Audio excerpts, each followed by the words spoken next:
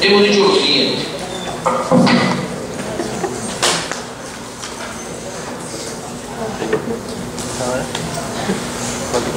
Y volumen.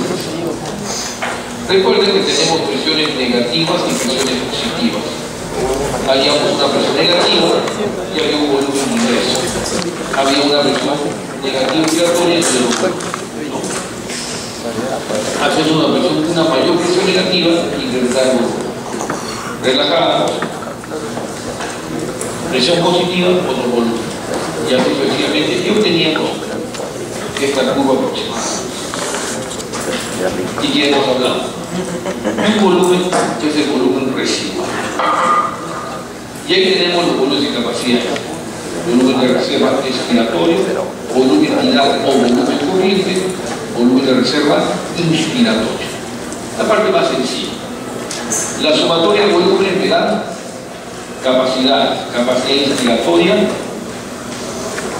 capacidad residual funcional.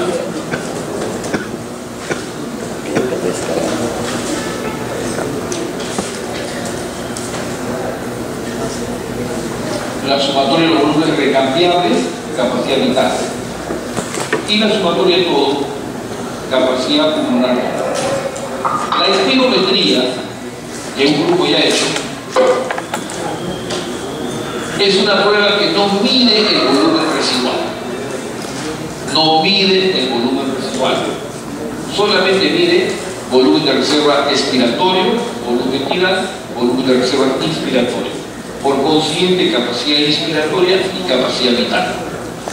Más no mide volumen de reserva, capacidad residual funcional y capacidad pulmonar total. ¿Quién mide entonces capacidad pulmonar total, capacidad residual funcional y volumen residual? La pletismografía. Es otro tema que vamos a hablar. Entonces,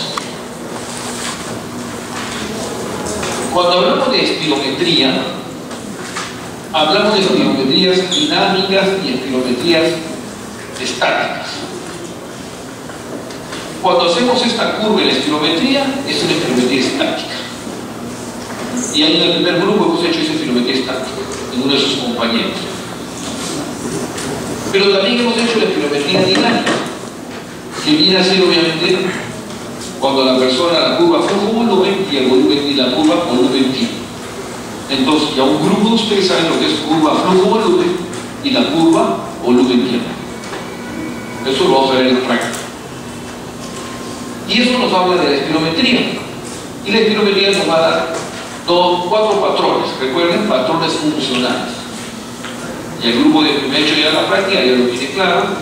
Patrón funcional normal, patrón funcional obstructivo, patrón funcional posible restricción y patrón funcional mixto o posible restricción más obstructivo. Son cuatro patrones. También en la práctica se ha recalcado mucho que una prueba funcional no es lo mismo que una enfermedad. Yo puedo tener una enfermedad obstructiva como el asma. Y esta enfermedad obstructiva como el asma, en un momento puede tener una prueba funcional normal, puede tener una prueba funcional obstructiva, o puede tener una prueba funcional con patrón posiblemente restrictivo o mixto. Y no invalida que sea una enfermedad obstructiva. Y viceversa, yo puedo tener una enfermedad restrictiva como la fibrosis pulmonar, enfermedad restrictiva, y esa misma enfermedad restrictiva puede tener en un momento una prueba de función con un patrón obstructivo, patrón restrictivo, patrón mixto o patrón normal. En otra palabra, no es lo mismo una enfermedad con una prueba de función. No va a la par, no significa, enfermedad obstructiva siempre va a ser patrón obstructivo. Primero, eso tenga claro. Y ahí encontramos patrones funcionales. Y esos patrones funcionales pueden orientar de una u otra manera un diagnóstico de una enfermedad. Pero en realidad no basta. Es muy superficial todavía. Y entonces necesitamos muchas veces conocer más datos. Y ahí necesitamos conocer cómo se comporta este volumen residual. La pletismografía es una prueba que me mide el volumen residual. Es muy similar a la espirometría, pero que entra en una cavidad. tenemos una cavidad, una cabina, una persona dentro de la cabina y un equipo que se conecta al paciente. ¿Qué hace la máquina, el equipo? Tiene este volumen conocido. Ingresa el volumen de la masa corporal de la persona, porque tiene su peso, su edad, etc. A un volumen X le resta un volumen y le mide un volumen de intercambio, que es el volumen pulmonar, porque un siguiente puede identificar ese volumen. Ese volumen que identifica es todo el volumen pulmonar. Al tener todo el volumen pulmonar y tener la superficie del paciente y tener el área del volumen total, yo puedo sacar cuál es ese volumen total. Le hago una estilometría, yo tengo mi capacidad vital y el restante será mi volumen residual. Ese es el. Y ahí utiliza la ley de Boyle. Presión 1 por volumen 1 es igual a presión 2 por volumen 2. La ley de Boyle. Porque apertura la boquilla, etc. Es una parte del tiempo. Y de esa manera encuentra el volumen residual. Y una vez que encuentra el volumen residual, encuentra el resto. Es más sencillo. Esa es la plastigrafía. ¿Qué utiliza? ¿Qué utiliza? Nitrógeno. Fundamentalmente utilizan helio. Entonces la persona recibe una concentración conocida de helio. Una concentración conocida. Y ahí retiene la persona esa concentración conocida. Recibe de la máquina una concentración. Después el paciente expulsa y la máquina le mide la segunda concentración.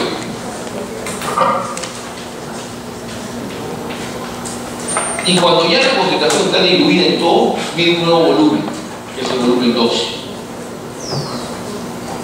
Y obviamente encuentra el otro volumen. Y el otro volumen, ¿quién va a ser? La capacidad pulmonar total, pero le quita la estilometría, le quita la capacidad vital y obtiene el volumen residual. Y así obtiene el volumen común. Y hace la receta. Y utiliza el helio para valorar las concentraciones del gas. Es como que yo voy a dar una concentración de un gas y después cuando el paciente expulsa ya está diluido en el pulmón y el nuevo volumen. Y lo mido todo y saco una concentración, ya infiero el valor del volumen. Eso es lo que se hace equipo. Y obtiene obviamente la concentración del gas y obtiene de ahí el volumen correspondiente. Una vez que hace eso, grafica. Y lo grafican en barras. Volumen residual y capacidad vital. O lo grafican capacidad residual funcional y capacidad integral, como quieran. Lo que está haciendo es infiriendo estos volúmenes a la barra. Y así reporta. Entonces, esto es un valor normal y de repente un paciente tiene esto.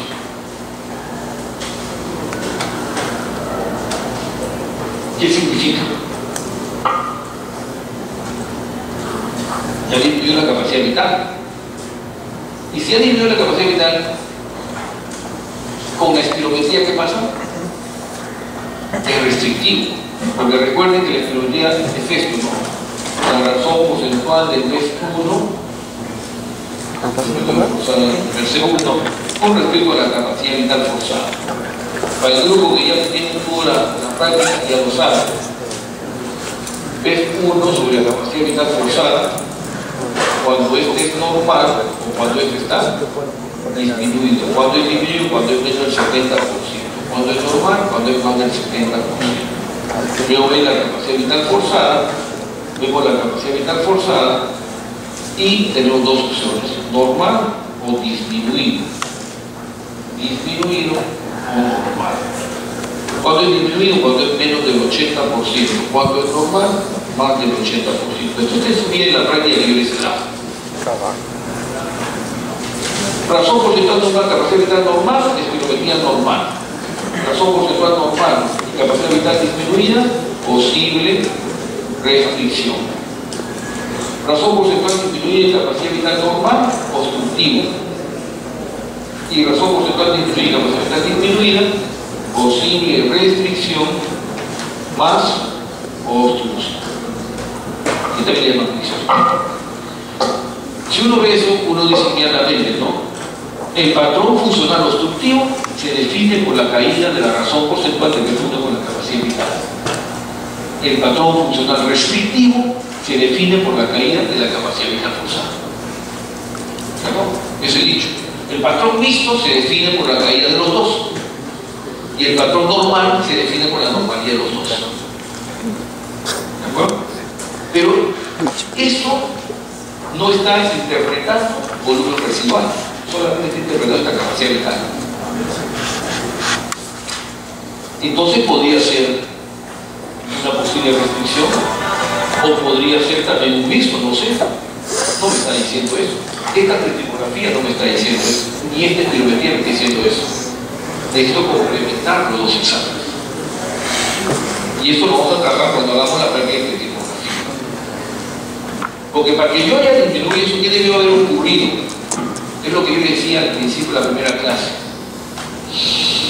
Tomo 5 litros de aire y debo botar los 5. Pero ¿qué pasa si tomo 5 y boto 3? Y no se quedan acá adentro.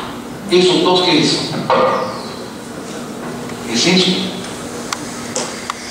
Y es CO2. ¿Y qué significa que haya ocurrido eso?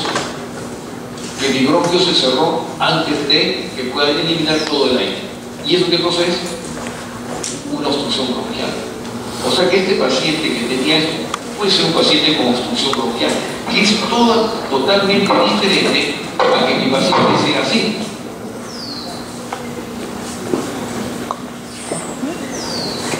Si esta es mi capacidad vital normal, en esta posición ha disminuido, acá también ha disminuido, se comporta como una capacidad vital disminuida, pero sin embargo son totalmente diferentes. Porque en este primero, la diferencia es total, tanto de la capacidad vital y del volumen residual. Acá no, acá la capacidad pulmonar total está normal. Entonces este es un ejemplo de fibrosis pulmonar y este es un ejemplo de un EPOC, de un asma seca. ¿De acuerdo? Puedo decir, una enfermedad obstructiva me puede dar patrones restrictivos. Solamente aparece lo que están en la jugada. Esto lo vamos a tocar bastante bien cuando hablemos de pletismografía en la práctica. Te voy a dar más o menos una hora, les voy a poner lo que es pletismografía, les voy a explicar y les voy a dar los ejercicios. 15 pruebas de caer de pletismografía para cada uno. Bueno, pero recuerden que ya están viendo el volumen residual. Bien. Ok. ¿Preguntas? Lo que estamos en moda. ¿Preguntas? Sí.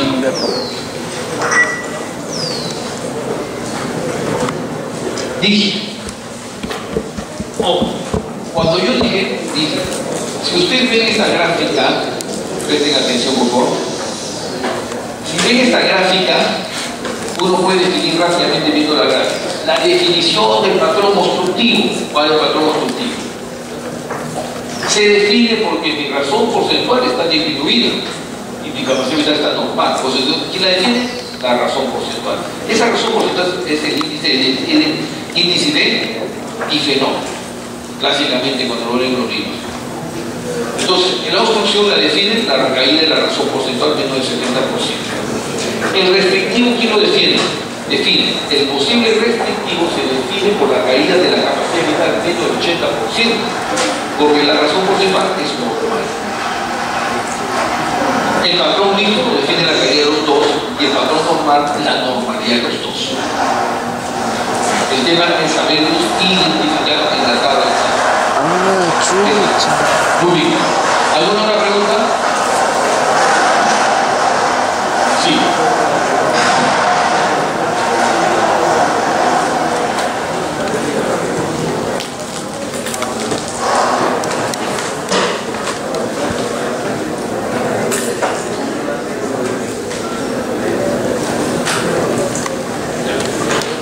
En realidad, ¿no?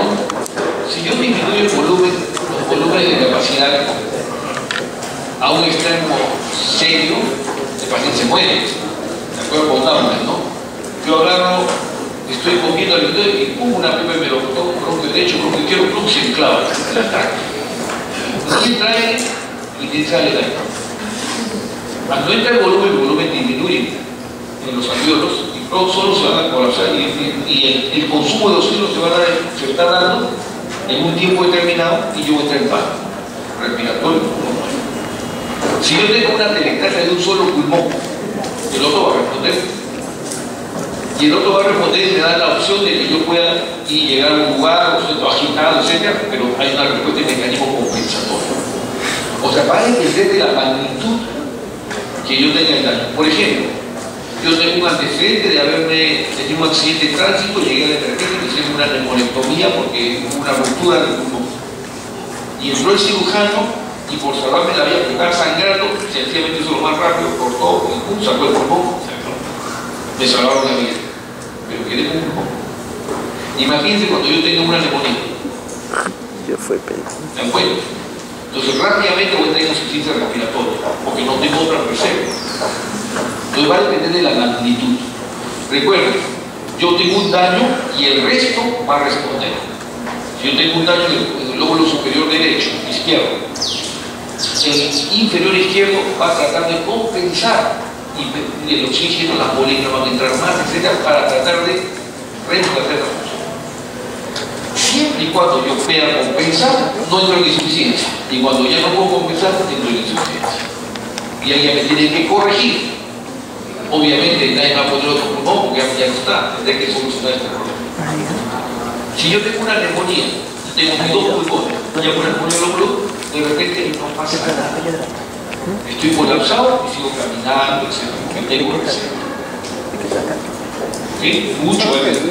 La otra, yo tengo una tuberculosis, una secuela, una cicatriz de todo mi pulmón, no funciona. Hago la neumonía del otro lado. O sea, hay pulmón funcionante, hay pulmón que no es funcionante, o no hay zona de pulmón. Entonces, dependiendo del momento. ¿Okay? Bien, ¿alguna otra pregunta? Ok, si no hay pregunta, entonces tenemos al grupo B que va haciendo espirometría en la práctica, ¿no? Ok. Y el otro grupo se queda haciendo su seminario. Ya saben la mecánica del seminario. A las 4 de la tarde nos encontramos.